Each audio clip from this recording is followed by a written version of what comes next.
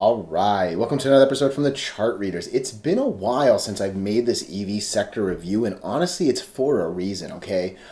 Just my opinion, and hey, if you disagree, one, don't get offended, but two, let me know, right? Just actually let me know. But in my opinion, I don't think the EV sector is gonna do as well as it did the last couple years. Like EV stocks were, they were hot, okay? You can pretty much put some money in almost any of them, and it used to just do really well. I think the market's just way too saturated. There's too many players in the game, and really, I actually think AI is going to be the new flavor of the month, or at least flavor of the minute, however long that minute lasts. You know what I mean? So I personally am focusing a little less on EVs. I'm still covering this. MULN for sure has an ability to hit 700 million volume and do crazy things, right? You can never take that away from this. But if I'm right, that might start happening less and less. And really, a lot of Mullen's power was that volume. So a good minute on just nothing about charts and technical analysis, right? Again, very much my opinion of what I'm seeing, but just something to consider. And hey, again, if you disagree, prove me wrong. I would love to hear your opinion, realize I'm wrong, and then, not miss out on good money, right? But all that said, let's do what we normally do and get into the technicals, right? So what are we going to do today? Same thing we always do. We'll take a look at the daily and the weekly to see how things are setting up. We have our 5 moving averages, these horizontal support and resistance lines, and man, I have none down here, right? So once you started losing all of them, you can only imagine the bad that was going to come. But again, starting to get into the details too early. When we're done up here, we'll use the MACD, RSI, and volume as our lower indicators. Hey, if you can please like and subscribe, it does really, really well with the YouTube algorithms. But even if you don't, thank you so much for watching this, okay? And then again, I'm going to say one more time, if you disagree with anything, throw it in the comments for real. I'm not going to be a hater if you give me some bad news, okay? Man, so much bad has happened. And really, the last time I was covering this stock was just talking about this 40-cent line and then this 100 moving average. We clearly broke it, did not do what it was supposed to do. It actually really annoyed me. And I pretty much stopped paying attention around there. Clearly, I'm obviously glad I did. But even if all of this could have been very much avoidable at the minimum, from 35 cents to 23 cents could have been very, very avoidable, right? But look at how many days it's been under the 8 moving average. I know we're at least over the 20 here, but you don't want to be under the 8. You really do need to be over both lines, right? So, and look, the bounce was only as good as that line, right? And man, it was a quick fall down, because this green pretty much became that red, right? So pretty ugly, right? That's a super low RSI, but it's crazy that the RSI looks like it still wants to go lower. There's no curvature yet happening. There's still a little divergence. They're actually going away from each other. These both look really bad. This is in the negative. Excuse me, completely horrible volume since that 40-cent line movement. Like, this stock is doing poorly. And I know a lot of people average down on stocks like this. Look, I'm never going to tell you what to do with your money. I'm never going to tell you buy. I'm never going to tell you sell. You'll barely know what I have my money in. Again, that's not what these videos are here for. I'm trying to be as educational as I can. If there's one thing I really have been a little blunt about, I hate averaging down, and I always advise against it to my personal friends, to you guys who have now kind of become my video friends, right? Like, averaging down is there was a point where I wasn't making a lot of money, and every other week I was taking my little bit of money and putting it into, from my bi-weekly paycheck into my brokerage account online, right? And man, there's nothing worse than just you can flush it down the toilet at that point as it keeps going down, right?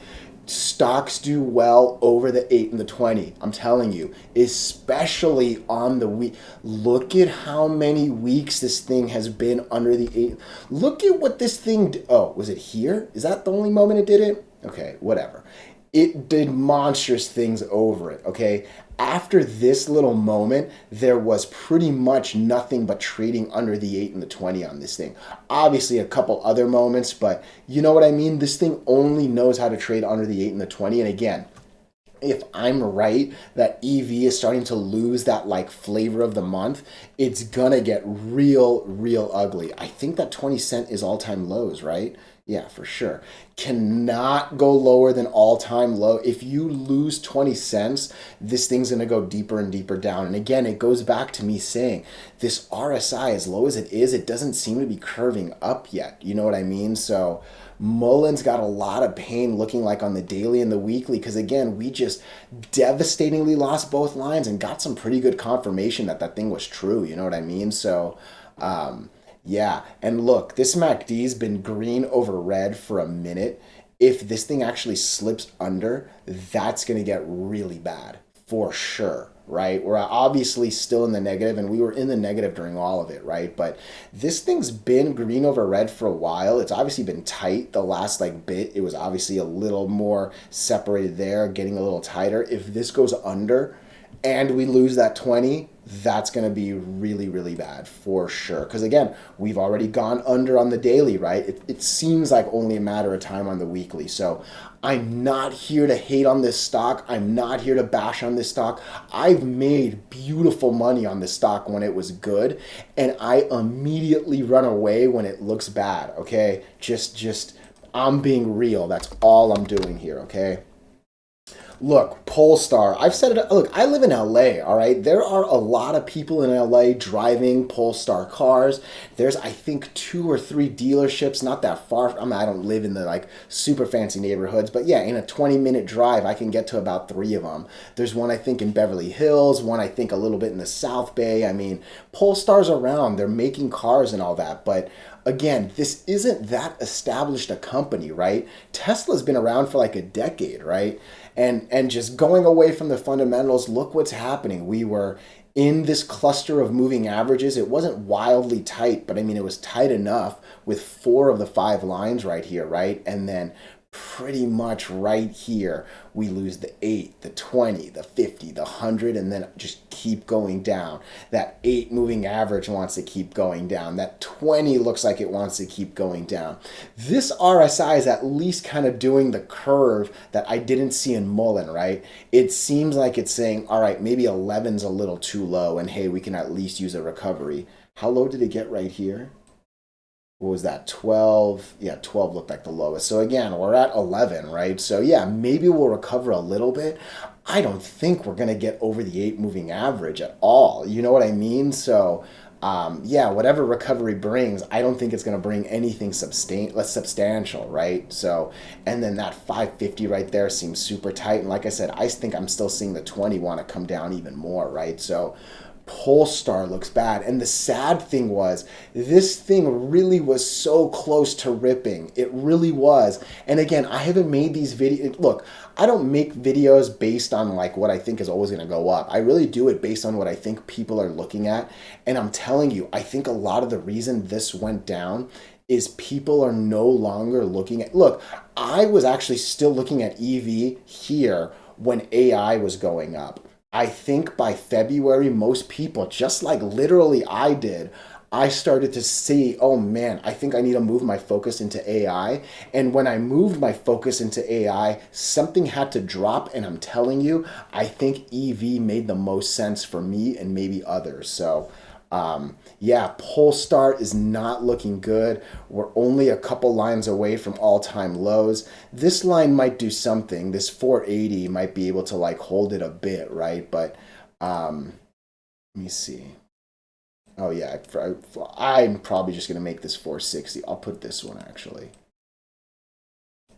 470, yeah, I think I'll take that Look, that 460, 470, and 480 we saw in the weekly is pretty much this right here. And yeah, I mean, I'm telling you, this, neither stock looked good. I actually can't tell which one looked worse because, again, this one kind of has that RSI that wants to recover a little bit. But yeah, MULN and Polestar, neither are looking good. So Again, I'm not here to hate or bash. If you disagree with anything, if you think I'm wrong, tell me, all right? I would love for you to tell me, then watch my money miss out on some stuff. But yeah, again, just my honest opinions here. Thank you so, so much for watching. Have a great one.